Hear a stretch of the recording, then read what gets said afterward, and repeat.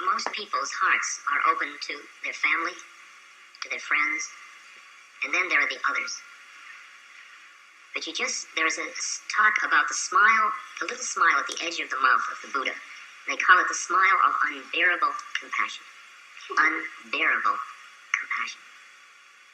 Because when you look at not just your family and your friends, but your friends' families and your friends' families' families, and on, and every way you look, you see that suffering.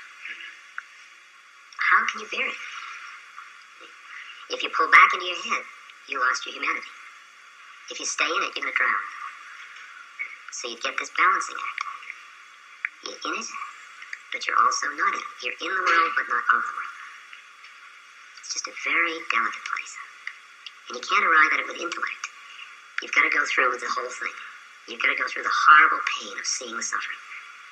Because there is such an incredible... we just heard a little of it here in a few days. We walked into this, a nice group of people driving up in their cars with their bags, going room 6 and room 7. Suddenly, there is this scene in which you look around and you see that in every human life here is this incredible amount of suffering.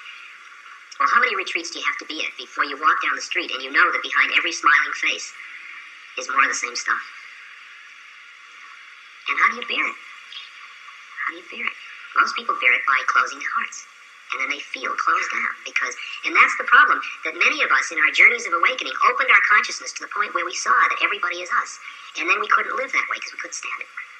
So we turned off those higher planes of awareness. You got caught in the projection of your own desires outward.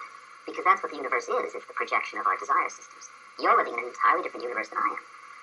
And our universes are determined by what our karma is, by what our attachments or clingings are. If you and I go through a small town, and you're hungry, you'll notice pizza parlors and donut shops and restaurants.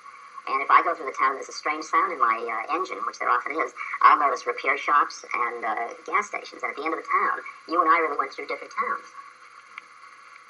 So from my point of view, the world, of being in the world but not of the world is a series of experiences that are given to me in order to awaken out of the illusion of my own separateness. Okay, because I am not this body. I am in this body, and this is part of my incarnation. I honor it, but that isn't who I am.